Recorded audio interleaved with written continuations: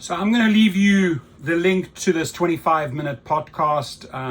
Probably will piss off a lot of drivers. That's why I'm wearing this hat for Dara Khosrowshahi here.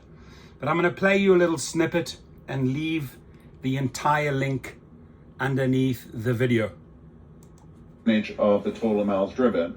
And as a result, each of their cars are going to get much more revenue per car per day than the fleet player who isn't working with us. So, I mean, that ultimately is, even if you think about Uber Eats, right? There's this drama which is, hey, do you go direct only or do you work with a marketplace? And the fact is, every major food player, McDonald's, has a direct channel, but they have a box and they want that box to create as much revenue as possible. So they have a direct channel and they work through our marketplace, DoorDash marketplace, other marketplaces as well, because that's how you drive utilization. And so I think that most of these players, there are going to be some players like a Waymo, like a Tesla, who can build their direct channel. But we think if they want to drive maximum economics out of these really expensive cars for now, they're going to also want to work with us. So pretty much for investors pushing AVs and AVs, talking about self-driving future and the changing business model, which is completely not driver friendly. You will need to buy and deploy your own fleets, or can you rely purely on third-party fleet owners? So I think that there's going to ultimately, if you look at the end state, I think all of these cars are going to be financeable. So if you look, again, in the hotel business, I used to be in the travel business, a Hilton or a Marriott, who's the brand, doesn't own any of their hotels. Those hotels are owned by financial-only players. And I think 10 years down the line, there are these things called REITs, real estate investment trusts. You're going to have fleets. You're going to have financial owners that own big fleets of cars that are on our network, maybe on other networks. So big fleets of cars, pretty much what I have, but I have gas guzzlers. I have real cars. I don't have AVs. At some point, what he's talking about, he's maybe hoping that people like me would switch then and then have an AV fleet on the platform. Currently, the way it's running, I can create these lease or rental contracts with drivers and have my own fleet on their platform. What he's talking about is the future, which is right in front of us, which means you will have the ability to own fleets on the platform. A new enterprise kind of thing. I'd say it's going to be more financial players. So it's not, Hertz and Enterprise are operators. Okay. These are going to be like pure the Blackstones of the world, and they own fleets, and they're just trying to monetize those fleets as much as possible. That's the end state. Between now and the end state, we will take balance sheet risk because we can sign up. We know exactly how much revenue a car can produce in said market because cars are already producing revenue. So we can sign up for the revenue. We will prove out the business model. We'll use our balance sheet to prove out the business model. And then at some point, the whole thing's going to get financialized and we'll be able to take it off balance sheet.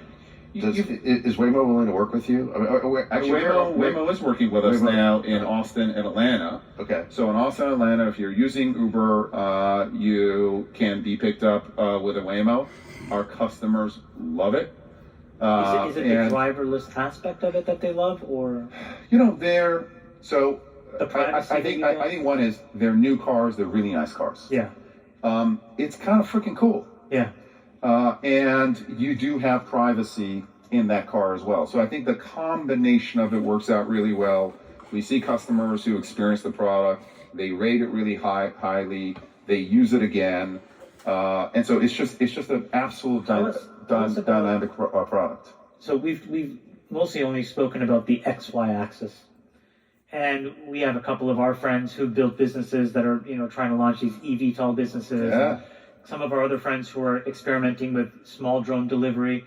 Tell us where all of those things play in your infrastructure going forward. So we're absolutely a believer in eVTOL. We're an investor in Joby, and we are going to work with them as those vehicles become available. We know that there are some other vehicles, but I think the kind of Z axis, if you want to call it that, makes a ton of sense. Listen, in cities of the world, essentially they have built in the third dimension because there's only so much that you can expand. in the X and Y dimension. So businesses have expanded in the third dimension, residences have expanded in the third dimension, but our transportation infrastructure has only expanded in 2 dimensions. Right. So it's no wonder that traffic just keeps getting worse and worse and worse, because that third dimension isn't available. So we are absolutely believers in both eVTOLs and drone delivery. Now, I think on the delivery side, there are 2 areas that we're working on. One is sidewalk robots. It's easier tech to develop. Explain what that is, a sidewalk robot. So sidewalk robots, there's some of them in LA and Santa Monica. They are autonomous vehicles that drive on the sidewalks. They drive pretty slowly. They're very, very safe. So I'll let you watch the entire video. I'll leave the link below, but the entire conversation is about robotics, about machinery to replace humans. Yet he turns around and exploits these drivers because he needs to get to that end point, right? He's using us right now to get to that end point. But I highly encourage you to watch the whole 25 minutes and then comment below. Thank you so much. And just a friendly reminder here, Dara Khosrowshahi, take a quick look. Have a great day.